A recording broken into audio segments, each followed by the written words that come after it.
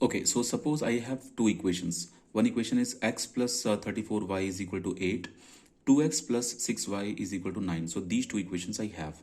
Now I want to solve these two equations for x and y. I mean, I want to find the value of x and y.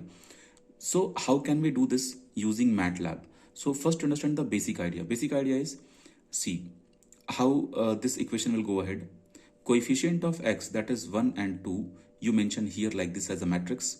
Coefficient of this y and this y like 34 and 6, you write here like this 34 and 6. Then this became your coefficient matrix. So this coefficient matrix I am giving symbol as matrix A, right? Like to show the matrix I need any variable, so I am saying that matrix symbol is A or the variable is A for this matrix. Okay, next is this x and y, or this x and y I am writing here like x and y. Okay, now see next part. I have this 8 and 9.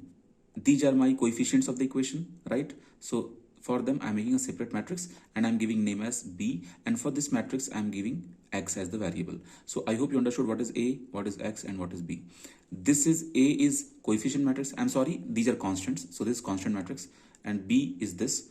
Okay, now on paper, if you see, how do you calculate value of x on paper? How do we calculate? It is very easy. We send this A this side, so this will be A inverse, and then multiply with the B, correct? Okay, but we don't want to solve this using our analytical method the way we used to calculate A inverse and B in mathematics in our UG courses, PG courses. No.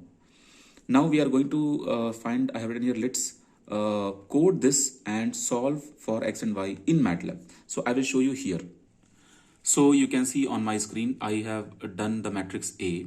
A is equal to 1 comma 2 means these are the x coefficients, and then semicolon. If you will put semicolon, then it will look like this, like 34 and 6. You can see 34 and 6 looking down. So this became my matrix, right? Now we'll go for B. So B was 8 and 9, so I'm coding like this. So for this semicolon, I'll be getting one row for 8, one row for 9. Like here, when I'm putting semicolon, I'm getting one row 1, 2, and another row 34 and 6. I hope you understood this now, because I know that x is nothing but inverse of A into B. So I will code like this, I will type like this, and after that I will run for the x. So when you will press the this enter button, automatically you will be getting solution of x. You can see here I have got a solution here. So the first answer and second answer.